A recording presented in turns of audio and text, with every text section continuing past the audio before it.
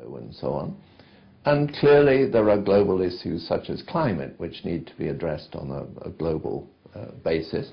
But we see what the difficulties are and have seen in Copenhagen what the difficulties are. So I'm a great believer in actual local activity. I've already mentioned the local networks, but there's another form of non-mandatory, voluntary development of principles by civil society organizations, companies, and others, sometimes governments. Examples of that, to address a specific problem. Examples of that would be the Kimberley process, the Extractive Industries Transparency Initiative, the voluntary principles for security and human rights. Then there are various trade things like sustainable fisheries and so on.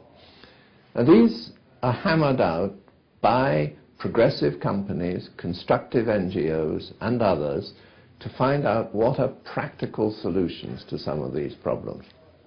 Now there is the criticism that they are voluntary, but I always say they're only quasi-voluntary, because when they're developed they get included in the World Bank and IFC performance standards. Those performance standards are encouraged through other voluntary mechanisms such as the Equator Principles, which major banks sign up to.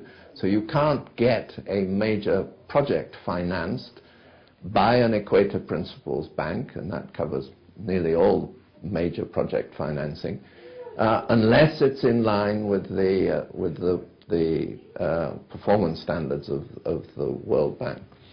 Furthermore, through another voluntary initiative, the Principles for Responsible Investment, developed by the UN Global Compact and UNEP, many pension funds, investors, have signed up to apply and consider the principles of the Global Compact when they're making their investments.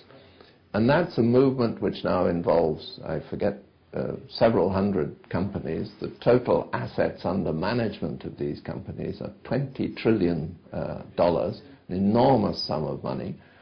Now, again, this is at an early stage.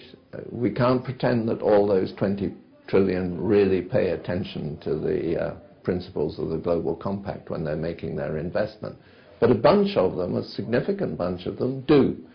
And they then write to chief executives and say, we note you haven't signed up to the principles. Is there a reason why?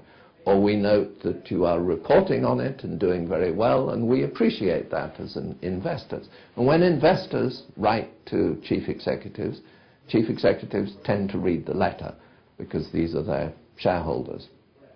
So I think these are mechanisms by which apparently entirely voluntary agreements actually become baked into custom and practice and are pushed by shareholders and by lending banks, which I think is a very important mechanism. Now, the last thing I would say is just to give you an example of some of this in action. One of the younger Global Compact local networks is our network in Sudan, which was formed in December 2008.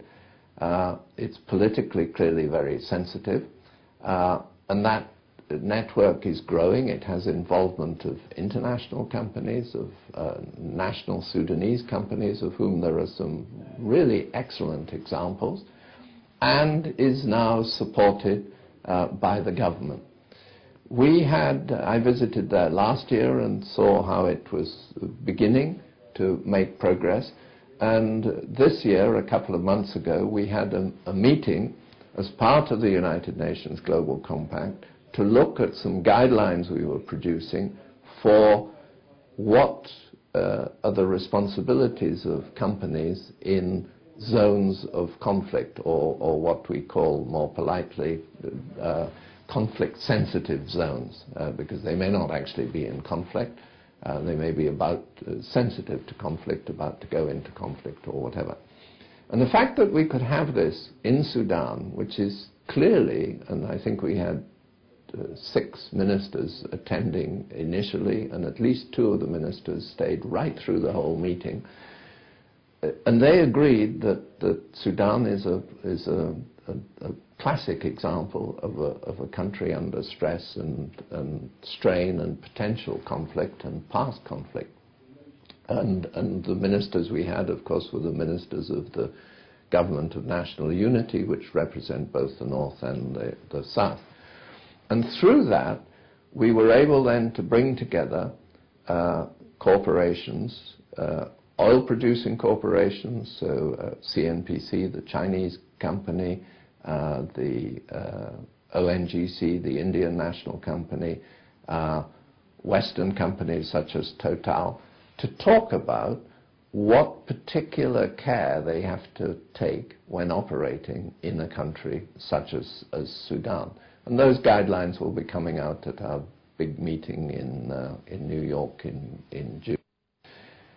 The advantage of it was that companies who, in a local context, who might not perhaps in an international context be happy to engage with human rights NGOs or whatever, in a local context and under the umbrella of the UN Global Compact, they were quite happy to get together in what was, as it were, a relatively safe space to talk about these issues. And we had some extremely constructive conversations on the subject, and the guidelines were duly improved as a result. That's just one example of a local network in action. So with that, I will wish you every success in your deliberations. Once more, I'm very sorry not to be there with you. I couldn't be there, and I look forward perhaps in participating in a future meeting of the network. Thank you very much.